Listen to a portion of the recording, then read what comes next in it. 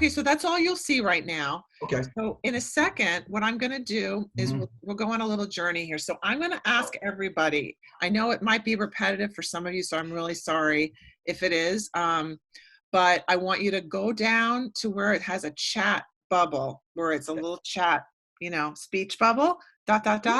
and just type something like how you're feeling right now. One word, how do you feel right now? Type it in the box.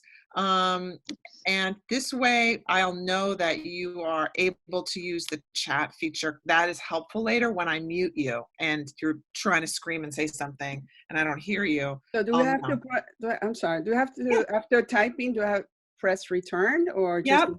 Okay. You'll see it pop up right above there when you have hit it. Dermot is hydrated. Jenny is feeling great. Lacey's connected. Yumiko's excited. Young feels fine. Fine. That's all I get for my literacy person. I need a juicy word, Young, better than fine. Maria is okay. Anna's tired. Sari's hungry. We're stressed. We're oy vey. We're okay. Bald. Feeling bald. I'm sorry, I unmuted. I can't seem to get the bubble to come up and allow me to type in it. Double click on it quickly. Oops. Okay, it shows my name. Okay. Is there a little space underneath where you can I double clicked on it and it no, that's weird. No, I see a when I single click on it, I can see what everybody has said. Like, if you somebody's bald.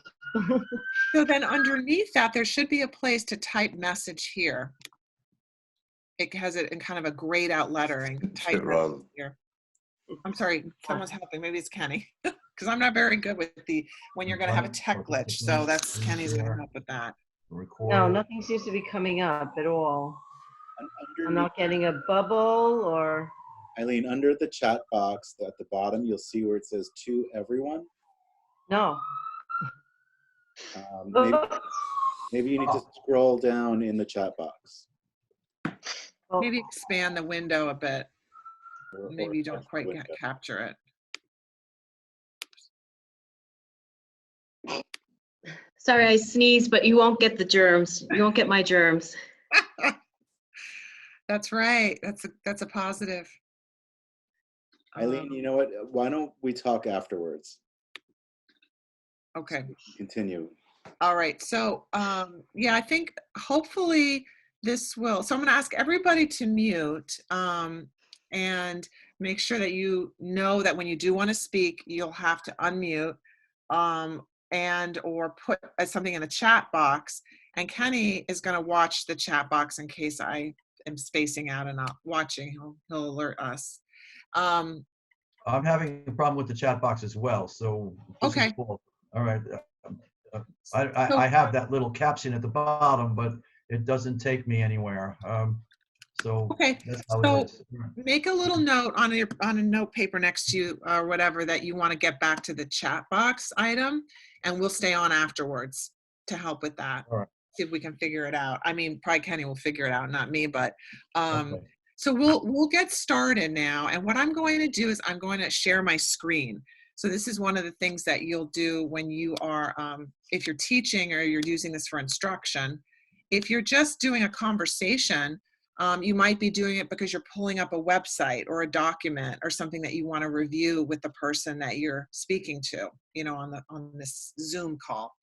So what I do is at the bottom of my screen, there's a green box that says share. So I'm going to click on that green box that says share, which it then brings me to another screen that gives me a choice. I can actually just go to the desktop, go to a particular like PowerPoint that's already open. I can also actually go to a whiteboard where I can just write right there. But I'm just going to go to my desktop. And what's going to happen is you should have an adjustment now where you see something new, right? You're seeing a picture of my desktop. So just give me a thumbs up if you see that. Okay, so I do that with a thumbs up just visually. usually because it's just easier for me to just see. If I see a few people that have put their thumbs up, then I know that it's working. And then what I can do is anything inside, it creates like a green frame around my whole screen. So whatever I'm on, I can click on and, you know, bring up and share. So I have the PowerPoint that I want to do today. It's already here. And if I go into presenter mode, present. So you now see the PowerPoint. Give me a thumbs up. All right, thank you. Okay, so what happens for me is that once this PowerPoint is in presenter mode, the only thing I can see on my screen is the full screen is the PowerPoint slide, and then your pictures, and then my control bar. So again, that's why I do everything on my little laptop, but it might be easier to have a bigger screen because you wind up managing kind of a couple of different items. So what we're going to do is I'm going to walk you through some stuff. We're going to do a little bit of interaction with it as we go.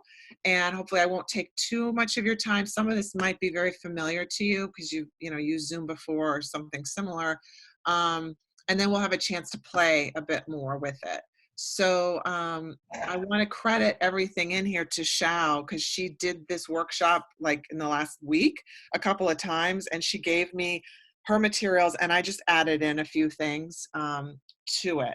So I'm going to go now to the first slide. So once you have brought your participants into the Zoom call, you want to notice those tools that are along the bottom. So we already talked about the mute and unmute tool.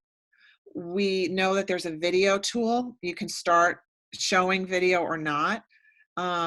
If there's someone who's struggling with, maybe they're emailing or texting you that they can't get in, you can hit invite and just, it'll automatically provide them the Zoom link and they can join. Oh, thank you, Kenny. That's super cute. I love that. Okay, now I'm going over to participants. So it would tell you how many people are in the room. Then the next button over is the share screen button. And that is great because we can take turns sharing what we're seeing on the screen. And the screen is just literally your screen. So it doesn't matter if you're on a website or on a PowerPoint, on a document, it'll just pull up whatever you see. So if you have like, I don't know, pictures you don't want everyone to see on your desktop, then you may want to think about that before you share your desktop. Then the next button over is the chat that we've played with a little. So yeah, so the mute and the chat, I play with a lot in that kind of dead period where you're trying to get people ready to go. It's a very difficult thing to do a firm start with a Zoom. So I would always allow some time for people to kind of adjust. The next button over is the record button. So this is important if I'm going to want to save the whole session for people in the future. And Kenny, I think, is recording this. Perfect. So it's really, I think one of the best features of Zoom is, let's say you were doing a class session and you know, if someone can't be there, they're going to miss it, or you know, it's not at a time they can come. You don't have to repeat anything. You know, you just record it. It creates a file that saves to your own computer. Sometimes it's a little hard to find that video file in your own computer, but once you find it, you could just drag it to our SOE Google Drive, create a link to it. So this way someone could review whatever it is that you've shared, you know, at a later date. And then, of course, the leave meeting, which is fine for any of you to leave at any time. And that won't affect our meeting. But if I leave the meeting as the host, if I'm the only host, it's going to end the meeting. So you don't want to be the first one to leave, because sometimes people still want to talk a bit more. Okay. And Kenny, just jump in if there's anything you want to add to, you know, as we're going. Sure. Okay, so we're going to go to the next slide. I have a question. Yeah. Can I ask a question? Yeah. What I'm seeing now is your screen. Yes. And how do I, it's a full screen. Okay, How do great I, question. how do I get to, can I see my screen? Yes. Can I make your screen small? Because I'm having problems with the chat, and I know there's functions that the raise hand functions. I Mhm. can't find that while you're sharing, when I'm looking at your screen. Yes. How do I do And that? actually, what I'm gonna do, and my screen is like so crowded right now. So, but what I'm gonna do, Escape key. I'm going to, Oh, on my screen, there is this bar that runs, for me, it just appears along the top. It's that same toolbar that we saw at the bottom. It's now at the top for me. I don't know if it moves around for you, but you can set it so that you exit that full view. So see, play around with the toolbar. You can also just Right. simply open up the participants window, which you can move around the screen if you're in. oh, I see. Got it. Okay. And also, And the Dermot just chat window. posted the escape key. The escape Screen key. goes full and you hit escape, it will minimize and get smaller. Okay, great. Great. So Thank you. try doing that then. That's a great idea. I just did it myself. So you're probably seeing that. Let me see. Huh? Do you all see now kind of like my desktop with my, tabs, and then maybe your own stuff to the side now, because this has become a little bit smaller. So Young has a question also about this. Yeah, go ahead, Young. Just unmute yourself. Sorry, I was just experimenting with the hand raise signs. Oh, no, good. I think that's great. Yeah, we're going to get to those. So that's great that you're doing that. That's awesome. Okay. How do you unescape to get back to a full screen if you wanted to? On the upper right-hand corner of the main window, you'll see an icon. Looks like 4 arrows in opposite directions. Click that. Should say enter full screen. Can you use the pointer to find that? Use the mouse. It's on the upper right-hand side of the main window. Make sure it's not blocked by other windows. But you should see a little icon with 4 arrows on it pointing in opposite directions.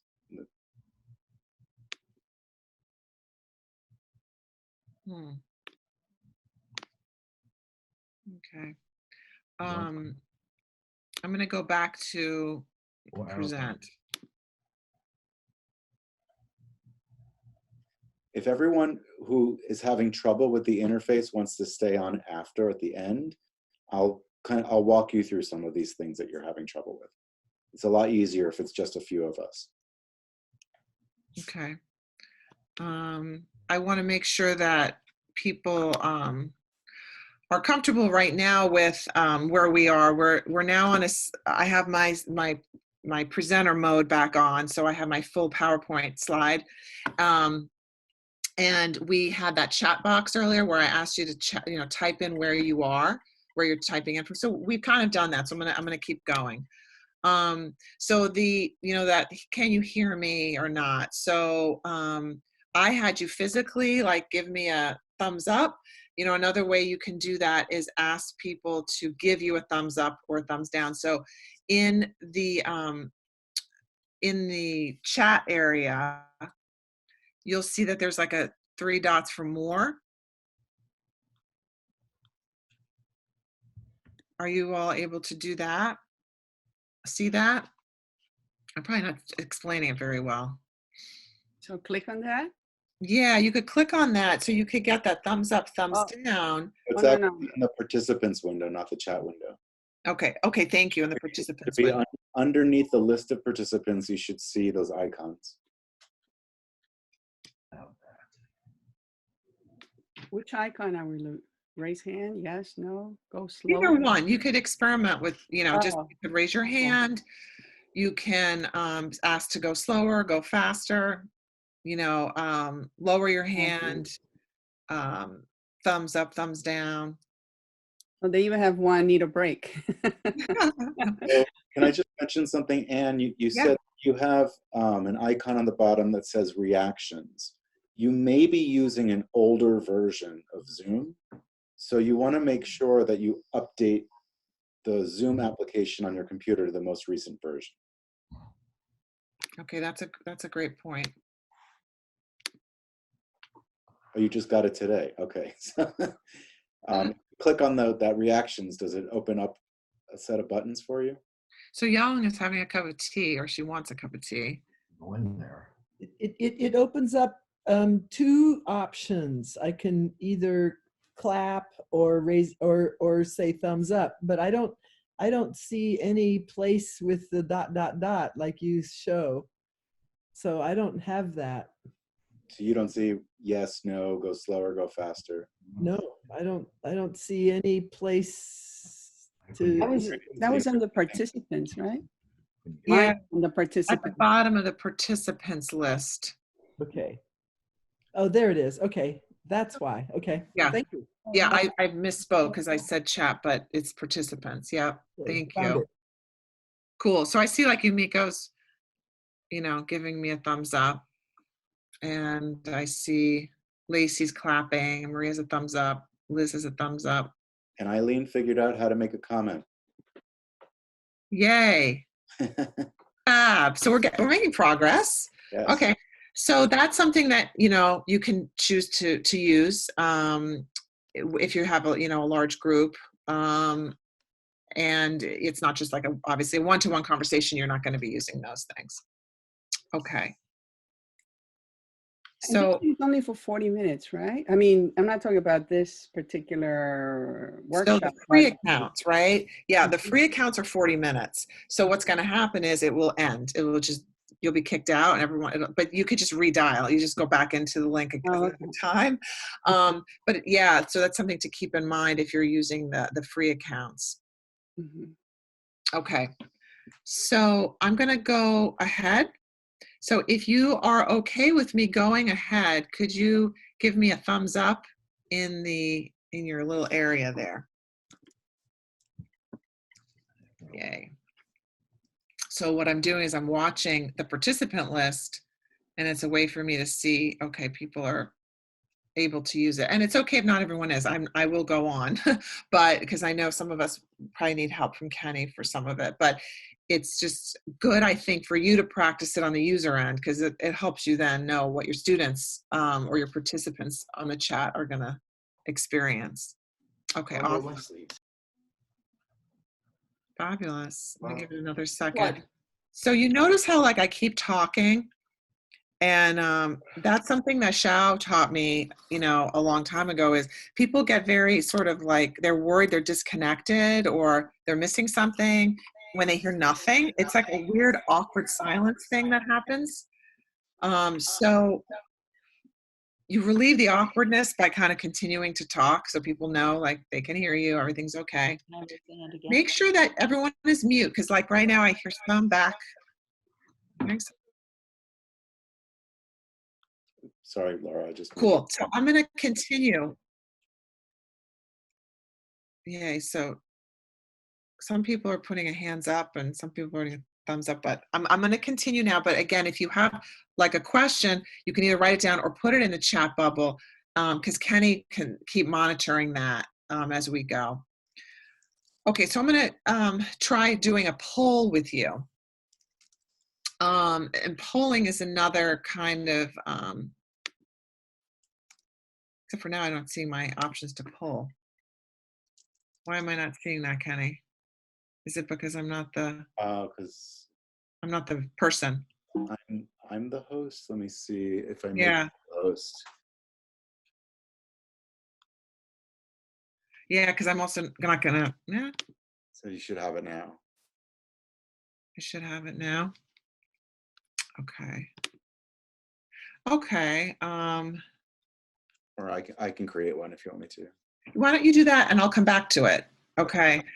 So another thing we can do that I really like, Kenny's going to create a poll.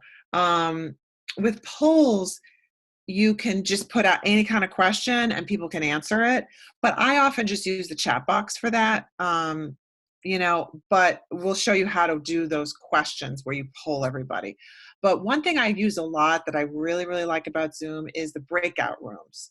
So what I'm going to do in a second is I'm actually just going to randomly assign you to a small group. And your screen is going to shift a little bit, and the only other people that you're going to see are the people I assigned you to a breakout room with. So when I do that, I actually can jump in or out of any of your groups and check on you. So if I ask you to get into small groups and discuss something, or get into small groups and speak in Spanish or whatever, I can monitor you because you never know when I might pop into your group. So that is a really nice feature also of Zoom. So I'm going to do it in a moment, and you're going to have a little pause, kind of a delay feeling. And then you're going to be in a smaller group. And when you get to your small group, I want you all to unmute in your group and just say hello and what's going on, and each have a chance to talk. I'm only going to leave you in your groups for a few minutes, and then I'm actually going to make you come back into the full group, and it'll also be a slight hesitation before you come back and be in the full group. Any questions before I send you to the breakout rooms? Okay. So again, it's going to be a little hesitation. Once you're in your small groups, you're going to chat, just everyone take a turn, unmuting, saying hello, saying something, come back together, and then you'll hang there until I bring you back into the full room. Okay. So when I click on breakout room, it should give me a chance to put everybody in the room, and it's not. So I don't know, Kenny, again, if that's because this isn't my. It might be because you're sharing the screen. I'm not sure. Okay, let me try stopping and see if that does something. Okay. I think you're right. I think that's what it is. So I'm going to assign you all into, so what it does is I can either assign you to a group that I know I want, like Kenny and I want Paul in a group, or I can just randomly assign. So I'm going to assign it. So you don't have to do anything, Maria. I'm going to do it. So the person who is the facilitator, or you as the staff or faculty member who's organizing, you're the person to divide everybody into groups. So I'm going to try to divide you into about 6 groups, so they're not too big. And I'm about to click create breakout room, and it'll send you to your rooms. And Kenny and I can come in and out and check on you, which we'll try to do. Okay, so we'll be back here. Don't leave, don't disappear. We'll all come back to the main room when I click to bring you back.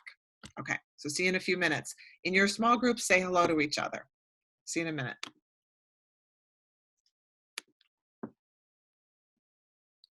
So you'll disappear from the main room as it happens. So do we click on join breakout room? Yep. Okay.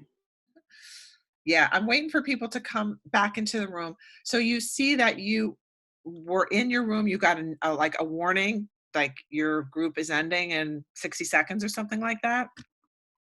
And then I can see everyone coming back in. So we're all back in now, the main area. So I would just love, maybe to hear from someone about what that was like going in and out of the group for you as a participant.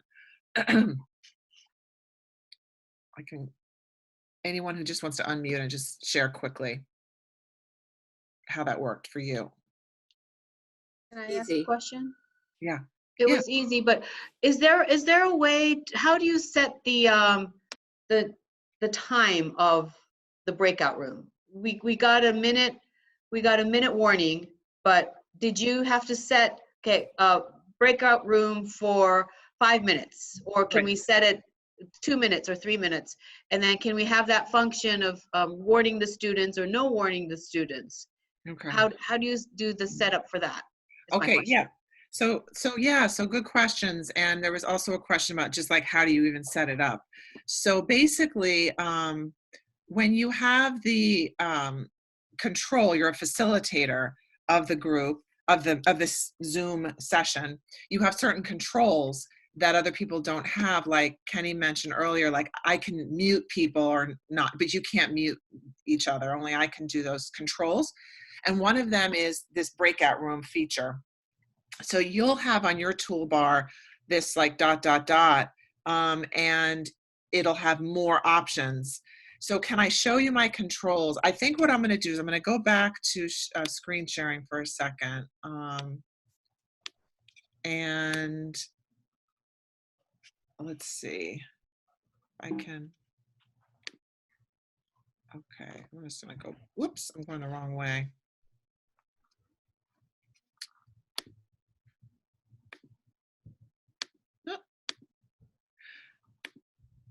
Okay, so on this toolbar here, and we're going to experiment with it in a second, and we'll have a chance to play at the end of this talk too, but I think the best thing to do is to go to your toolbar, and you'll be able to, when you are facilitating, which you're not going to be able to see now because you're a participant, you'll be able to see where I drop down, because I don't think if I do it, you're going to be able to see it, right, Kenny? Because they're seeing my screen, but not the controls of Zoom itself.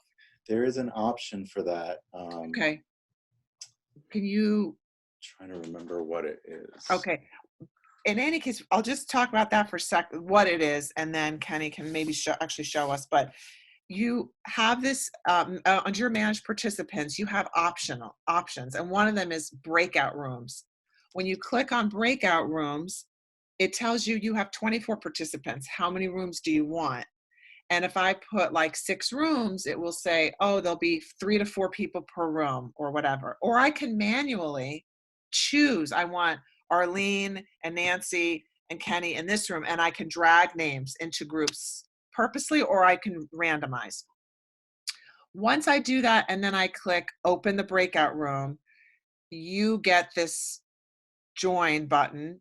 You join that small group, but on my side, there is no time set. There is no time limit. I just put you in groups, and when I feel like bringing you back, I do. So it's not something that is controlled by the system. It's just your choice. But at the time that if I tell you, well, you're going to be there a few minutes, or you'll be there 10 minutes, and I'm popping in and out of groups, and I see conversations are going well, I could just leave you in the groups as long as I want.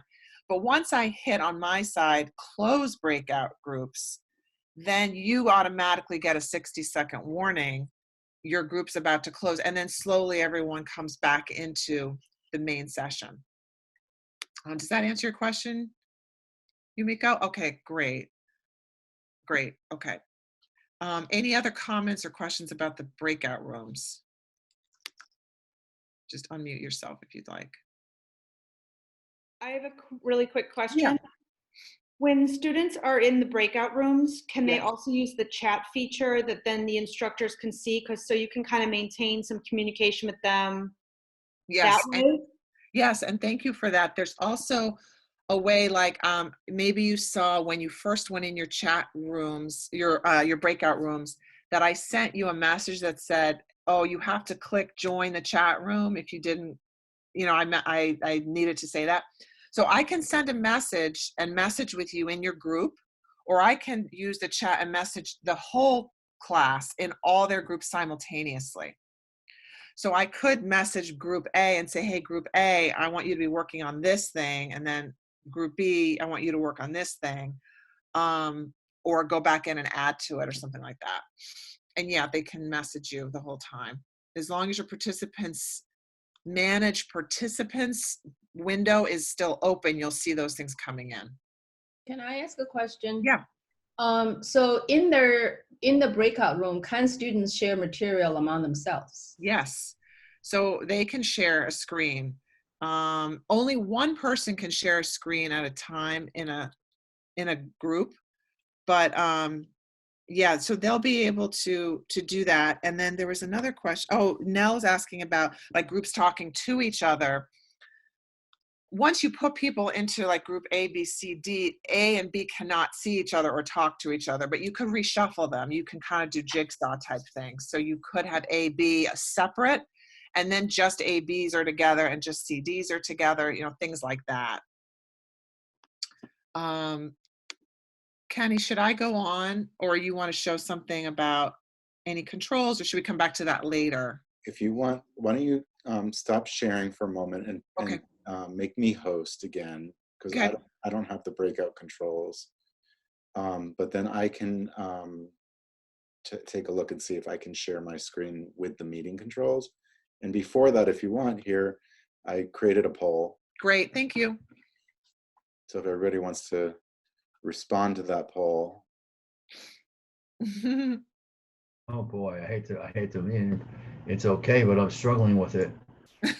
Yeah, that's a bad question. We have to ask that at the end. Because I'm just concerned how I will actually do this on my own. I see this working, but when I'm put on my own, can I get through it? I mean, I know. Well, we'll talk about that in a little bit too. Okay. All right. Okay. We're showing you all the bells and whistles, and you do not have to use any of them. The results. Okay. I think it's Quick great. question. I heard someone say that after 45 minutes it times out, and we're just about at 45 minutes. Is this going to time out? And how do you get back in if you time out? So the free accounts, the free ones, are 40-minute limit to the conversation. This is a pro account, so it's unlimited. So Okay, this so is my not going to students time have, out. so what I just loaded, that's a pro account, right? If you're paying for it, it's a pro account. Okay. If it's free, if it's a free download and you're not paying anything, you're getting the free version, which I used for years. It's just you have to know that it will time out after 40 minutes. If the thing you're doing is exceeding 40 minutes, you have to everyone has to log back in and start a new one for another. Start a whole new one. Just, Okay. just to clarify, that might only be the case. So like, if you are the participant who pressed the link of the host who has a pro account, you're not going to time out, correct, Laura? No, you're not. Right? It's only if you're the host and you're on a free account will it time out. Your students don't need to have a Zoom account, like a pro account. No. They can log in via a link. No, they don't need to have an account. So as an adjunct, I need to buy the pro account, probably. I think it's $15 a month, but you could buy it, or we'll talk in a minute, and it goes to what Paul was starting to get at, which is like how this is really going to be used. So we'll talk about that, and I would suggest perhaps not buying it until you really feel you're going to use it. I would use it because I use it for other things too. It would just be moving up to the pro. The only reason I moved to pro, like I said, I used the free account for years, was when I needed to have meetings for large groups, because this taps out, I think, at 50 people, the free account. Whereas the pro, you can have like a couple hundred people at a time. And I was doing big webinars, so I needed more people. And also, of course, the time. Then you don't have to worry about the time ending. Right. Yeah. I have to defend my dissertation with Zoom. Ooh, okay, so you buy the pro one. So I need it, yeah. Yeah. Okay, cool. I'll buy it. It's awesome. cheap. All right, I'm going to try to continue because I want us to try to at least finish the meat of the presentation, and then people who want to stay on can, but I don't want to go past too much past 2 o'clock. So I'm going to go back to sharing, and the poll that Kenny did is another one of the features, like doing breakout rooms, which is a way to get people, involved. So we did this. We did a poll. We did a small group. Those are two kind of ways to keep people engaged, because I think that's one of the things that's challenging about, obviously, you're sitting there, you're chatting with other people are coming in out of the room, you're having a coffee, it's not like having students right in front of you or while you're talking. So the sharing screen, again, anybody who is there can opt to share the screen. And that is another way to keep people kind of engaging. So I'm going to just call on Ann Ediger because I know she's a good student. Ann, so would you like to be a professor? So you're going to try to share your screen. Do you see the green share screen. button? Yeah. Try doing that. Hit that. And Okay. see what happens. You can keep talking to us while you tell us what you're seeing. Okay, it says you cannot start screen share while the other. Oh yeah, because I'm on screen share. So let me stop sharing. Very good. So that was a pop quiz there. Yes. So yeah, only one person can do it at a time. Okay, so I stopped. Thank you. Okay. So I see desktop 1, whiteboard, iPhone, iPad. So do Finder. desktop, So because it's probably some of the stuff that's on your, share my desktop. There's my desktop. There you go. Very nice. And then to get out of it, up at the top of my screen, it says stop share. There you go. So I guess there I am. Okay. Perfect. Awesome. I'm a good inexperienced student for you to choose. Does anybody else want to just try it just to see that they can do it, that they can share a screen? Because I know that's probably the main function that you're going to always use when you're working. Okay. Who is this? Is that Deborah? You have to unmute. If you're speaking and we're not hearing you, just make sure to unmute yourself. There I am. Okay, cool. Done. Awesome.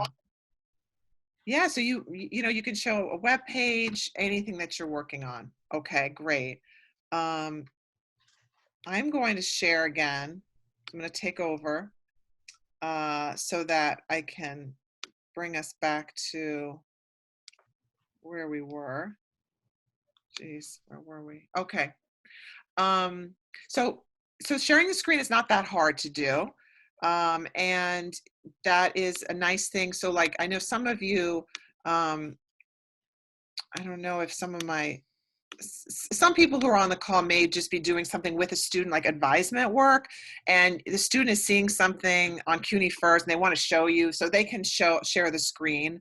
That can be a lot easier than trying to explain where something is on the screen, as you can see from me trying to do that on this session. So, okay.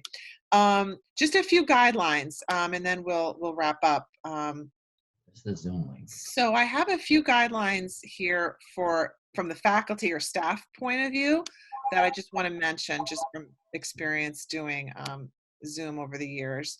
And like right now I heard background noise. So I just quickly looked at who's not muted and I muted them, because sometimes people unmute and they forget, and so it creates noise. Okay. The first thing is testing the Zoom link and the audio and video on your computer before class.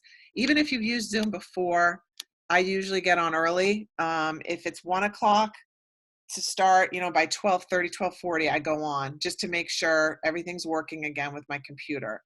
Finding that quiet place, the reliable internet, and to make sure that everyone, especially you as a faculty or a staff person, know to mute when you're not speaking.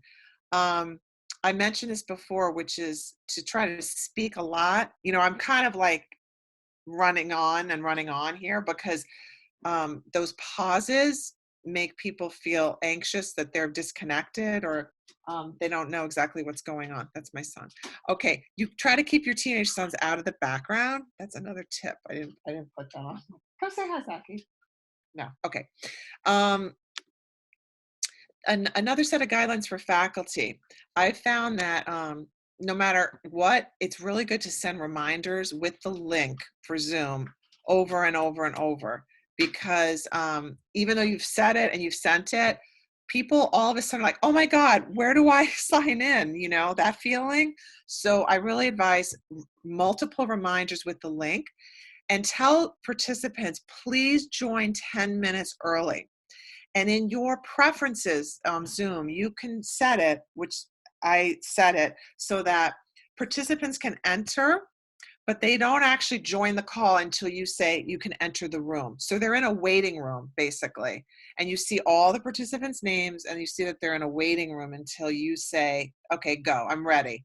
Because you might be like fuffing around and doing it, and you don't want students seeing you do that, or you don't want to have to talk to them before the hour starts.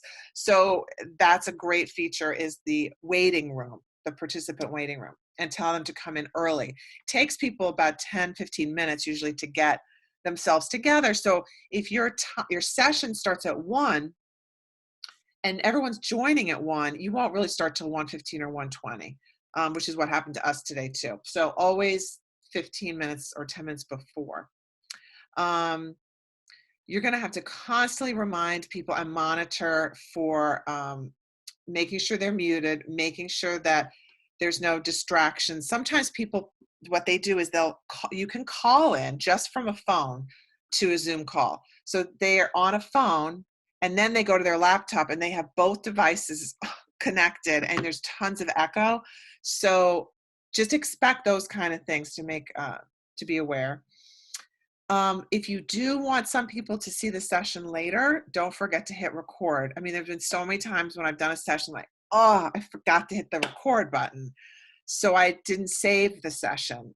So definitely record as just a practice, because you don't have to use it later. But then if you did need it, it's nice to have. Okay.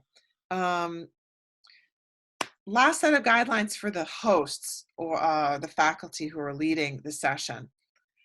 If people are comfortable with it, ask them to please keep their video on. When people don't have video, it's hard. Like, even though I'm just seeing your faces, it's more a sense of connection than just a blank screen that says, Laura Baecher at Hunt. It's a bit off-putting, and it makes people feel that you're, I don't know, doing your nails or something while this is happening. I mean, you can do your nails, but keep it off the screen. So you could even, if people really don't like to, they'll be, my hair looks bad, which my hair looks bad, but my hair looks bad, I don't want to be seen or whatever. You could ask people just at the beginning of the session, can we all just turn our video on for a second, say hello? Even that, and then turning off is nicer than you trying to look at a bunch of blank boxes. It's very inauthentic kind of when you do that. And this gets to the kind of, I think, what Paul was asking about earlier, which is tolerance for an online conversation. This is totally not research-based. This is my own just statistic. But I feel like what you could do live, people can only tolerate about 1/3 of it when it's online. So for example, let's say we had this training session in person. You could probably sit with me for 2.5 hours doing it. But online, you're getting idioty. It's like, it's something about, it's more passive. You have to stop and click and ready to ask something. You can't just be spontaneous. You can't just turn to someone next to you and be like, what the heck? And the humanness of it, you try to keep it human by, our faces are there, we're talking, but I honestly don't think more than 40 minutes. Like, so let's say you have a class that's 2.5 hours. I would not expect to be online for 2.5 hours. I would give students tasks that take up activities. So let's say you do something where you're using the free account, for example, and you present and you pose the issues, and then you tell them to go into some groups, and then you bring them back and say, okay, now for the next 20 minutes, do a quick write or post something onto this Google document or post something to our shared Blackboard or whatever it is. And at 8 p.m., we're going to reconvene or something. They could even, hang up and redial. Or you could, if you have the pro account, just let people go quiet, like turn off your video, turn off your audio, go take a stretch, go post something, something like that. Because the content, I really think it's going to have to be a lot more student driven, a lot more of the students interacting with the materials, maybe with one other person or a small group during those times, just like you do face-to-face, because when you're face-to-face, you all don't lecture for 2.5 hours. You have a lot of group work. And what happens on these online is, even though I gave you very little bit of group work, it's mostly me talking. So you're going to just keep in mind that the tolerance, the absorption, I think, is much lower online. So you'll have to figure out what is it that I really need to present, get that out, and then let them do some work, and then let them have a chance to talk and share. They are often very engaged when one of the other people on the call is talking than the professor or the leader all the time. And then I know it's a funny thing, but like if I look at you here into my actual camera, it feels like I'm looking at you, right? So if I look up at my camera, I'm like looking at you, but of course I'm looking down mostly because I'm looking at what's on my screen.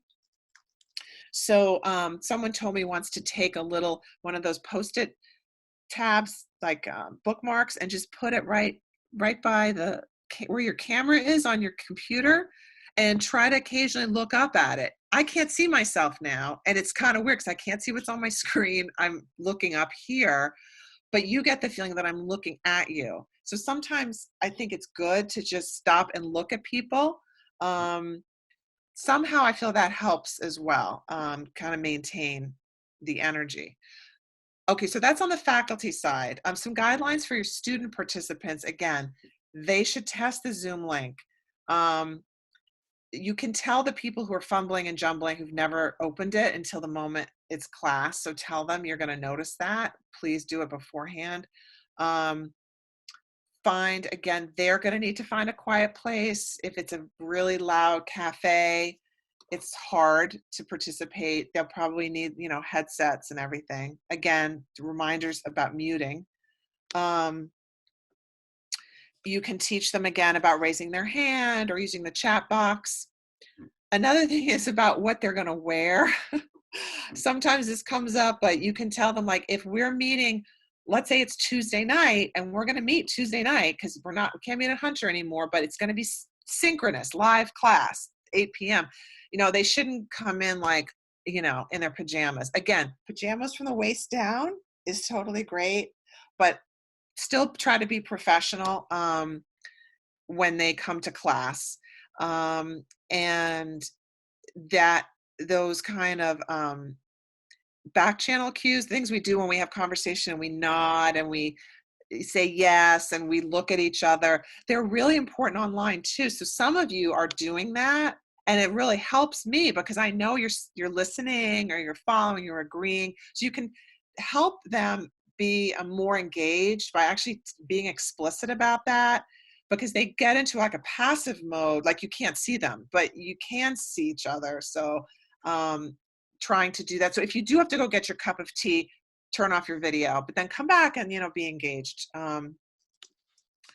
Okay, I'm gonna skip that. So with the Zoom. Really quick. Yeah. Something else that you can recommend for the students to do, which will make the experience a little bit more interesting for them. Yeah.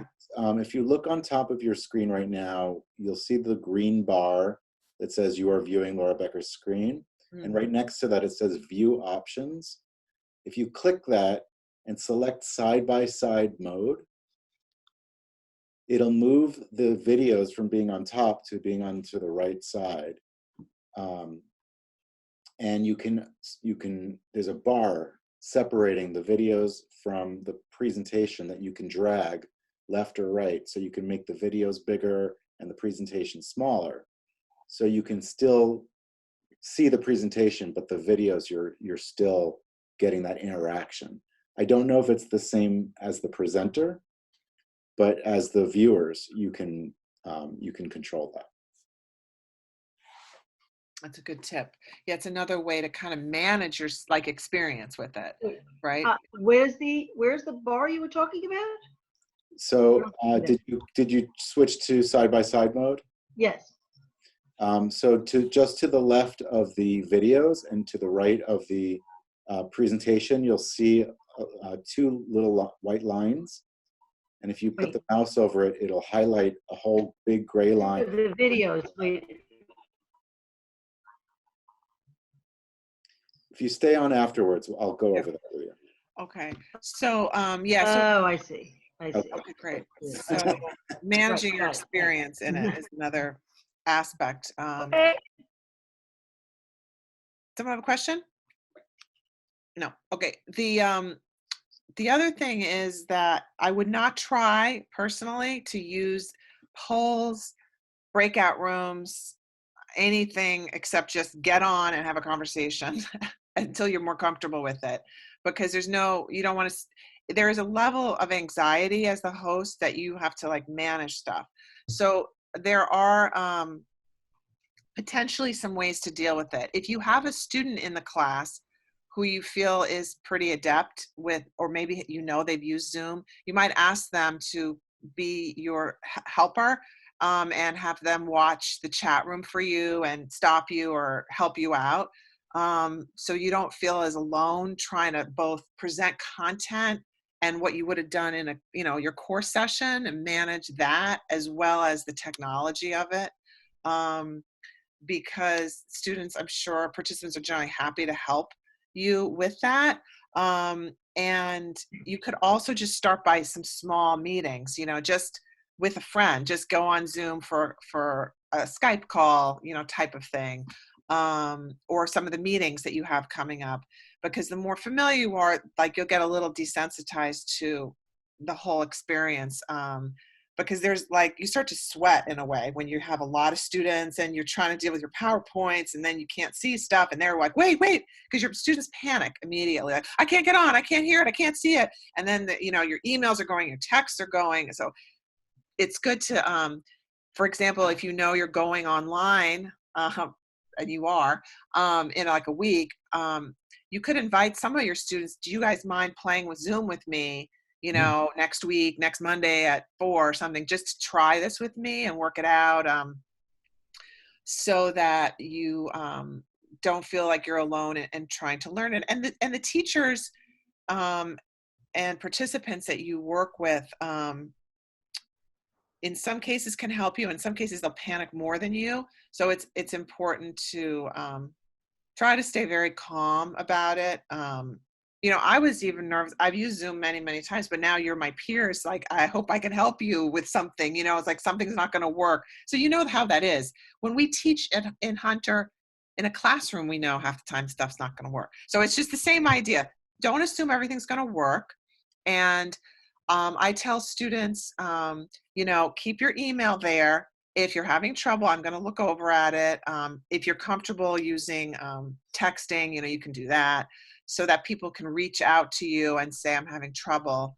And I'm sure Kenny and Dermot are going to be very available to all of you to practice and continue to, refine how you're working with this. So a few things, and then I'll wrap up, and then if people want to stay on and play around. Obviously, your real-time virtual classes. The other piece would be not real-time virtual classes. So maybe similar to what Young was talking about with AERA, they're going to be presenting posters by basically recording themselves talking about with their PowerPoint and putting it in a repository. So if you have a lecture that you don't really need interaction for, and you want to just create the content, you could open the Zoom, hit record, go through your PowerPoint slides, talk. You'll be a small head on the side talking, and place that as, instead of being at the same time synchronous, it could be an asynchronous module where they watch you talk through a PowerPoint or an idea, whatever, and look at it later. So that's another part. So it doesn't have to always be real time. It can also be things you record. It's great for bringing in guest speakers. So I'm sure a lot of you have been guests or had guests come in like through Skype or things like that. It's a really nice way to bring somebody into a session that maybe normally you wouldn't have done in your regular classes. But now that you'll be online, maybe there's a colleague, maybe Amy Vetter wants to come into Melissa's class, and it's a nice way to bring in anybody. Obviously, your office hours, you can have people have appointments. You tell them from, whatever time it is, 4 to 4:25 is your slot. But everybody can be in the waiting room. So the next person is already waiting for you, and then you just allow them to come in the room. When you get your Zoom account, you can create specific time slots, or you can just use your personal meeting room. Your personal meeting room is a permanent link. that I actually only ever use my personal meeting room because it's just a link that I know and I copy paste it. So if you want to give students that, then you don't have to be constantly coming up with new links to send everybody. People know this is the Zoom link, and I'll always use that Zoom link whenever I'm meeting with, Professor Ediger or whatever. Students can, of course, use it with their free, if they can get free accounts and they can Zoom with each other, doing the group work, etc. Okay, I think I've said all of that. The plans and pricing. Okay, actually, it's now $100 for the free, so that's great. Unlimited one-to-one meetings, 40-minute limit. We talked about that for the free account. And I'm sure you can go to zoom.us and look all this stuff up. There is an app for the phone, so you could download that. That could also work for some of your students or on their iPads or something. That might be another way for them to connect. And I mentioned before about your personal meeting room. You can make a recurring meeting or use a personal one. I'm not going to go into too much of that, but when you do set up your actual meeting in your own Zoom account, you see at the bottom there, it says enable, let me just move this over because now I can't see my own slide. Enable it and enable join before host. That's what I was saying before is people can sit there and wait for you in the waiting room or not. We'll play with this a little more. And these are the links that will appear when you create a meeting, either an ongoing meeting with the same link all the time or a unique link for a meeting. And when you hit copy, it creates the entire language of all the things they have to do to sign into Zoom. So that makes it a little easier. You can put it to a calendar. And then there's some other resources here that Xiao has pulled together that are all inside this PowerPoint, which I will, I guess, just send this to Kenny and then he can send it to everybody through the SOE. So I'm going to. Could students be provided the link and just simply click on the link? Yep, just like you did. Like we did, yeah. You did, exactly. So I know it's 2:15. We did spend about an hour because it took us about 15 minutes or so to get started. So if you need to go, you can just leave. It's not going to affect the meeting. As long as the hosts are still on, the meeting is still going. If you want to ask any questions or play around, share your screen or try anything, I'm sure Kenny will stay on for a little bit. I can stay on for a little bit as well. And thanks everybody. Good luck with everything. And thank you, Laura. Thank you, Laura. Thank you. Thank you. Laura, actually, I have a question. Sorry. I came in a little late because I'm actually conducting therapy sessions, which I have in another 15 minutes, my next one. Oh, gee. But my question is, since I came in a little late, obviously I saw that there was a record button for recording sessions. Now, since my students in the group counseling 706, they have to break into groups. They have their own groups formatted already, one of 8 and one of 7, and they record every 50 minutes. When you said that the students could download their own Zoom, is that a way that I should advise that they record their groups going forward for the classes? Or do I have to hit the record button as the facilitator and record them because they're going to be 2 separate groups? So I just wanted to get a little bit of an understanding for that. That's a good question. Now, Kenny, when they're in breakout groups, can they actually record a unique, or they have to be on a unique Zoom to actually do recording? So the way it works is the host, generally when they hit record, it's only recording the main window. It does not record the breakout rooms. However, if you assign recording privileges to somebody in each group, they can record the breakout room. Oh, okay. That's helpful. And they don't need to sign up for anything. They just have to have Zoom downloaded. They can't use the browser version. They have to have the actual downloaded Zoom. Okay, so I can reiterate that to the students just because that was my biggest concern having the clinical course, because they break up into labs. it's a lecture of 50 minutes, and then it's them recording 50 minutes, uploading their videos to Google Classroom for me to reevaluate and give them feedback on their papers and things of that nature. So that was my biggest concern, is how am I going to do this? And I'm going to contact all of the counseling faculty separately because I've been working with Veronica on this to ensure that all the counseling faculty have access to Zoom and that everyone is aware of how this is going to have to work in order to do the same kinds of things you're doing here on campus. It's a special case. Thank you, Kenny. Yes. No Okay, that was my question. Thank you, Laura. Yeah, that's a very good question. I didn't know that myself. I've never had people record inside their groups. That's a good tip. Thank you so much for your help. I have the most basic of questions. Like, okay, I logged on to I clicked the link to join this, downloaded Zoom. How do I become a host myself? Mm-hmm. And how do I start inviting people to a chat? And my class is a seminar class, which is basically a conversation for 2 hours. Students share readings. We have a lot of, it's really a discussion group. So it seems like this might be one of the best formats to hold a discussion.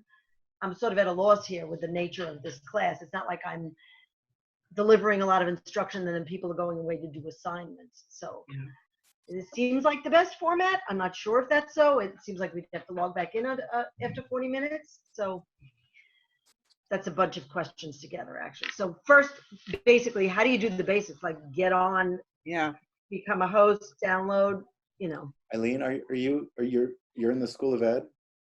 Yes. Okay. SPED 789. It's the special ed seminar.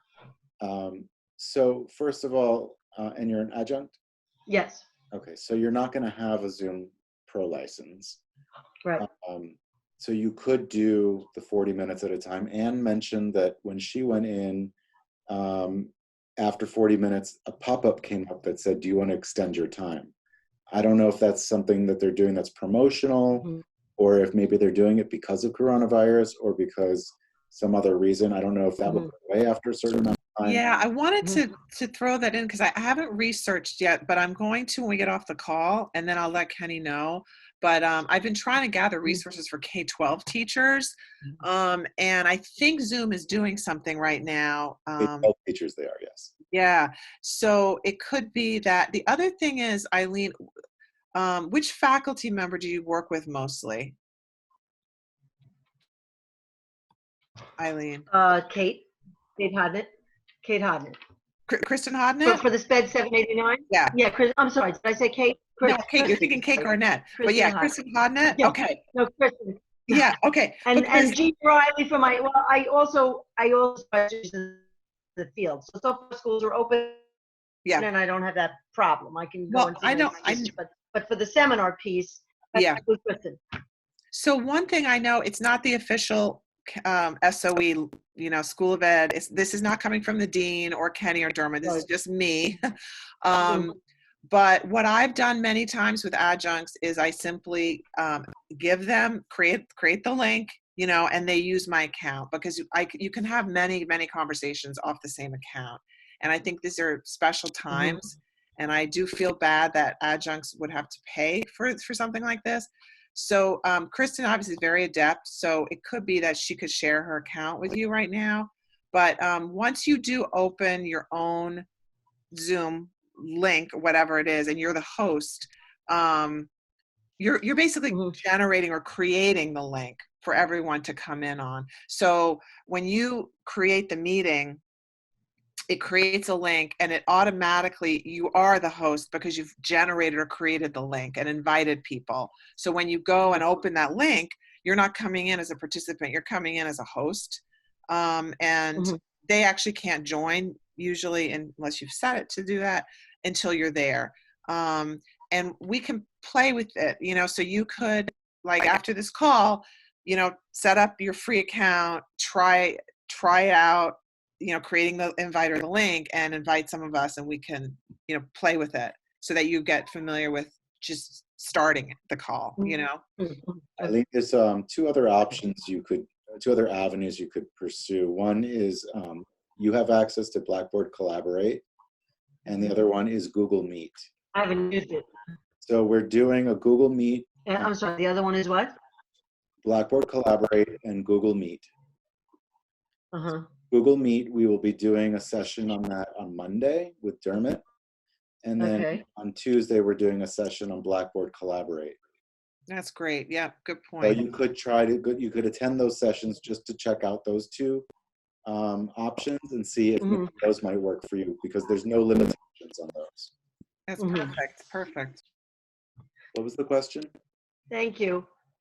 Okay. My question was, who do I try some of this on my own, download the account? Who do I follow up with if I'm still having trouble? Contact the Frankfort Center, SOEhelp I think it is here. uni.edu. Okay. Okay. All right. Thank you so much. I'll probably see you on the next webinar. Okay.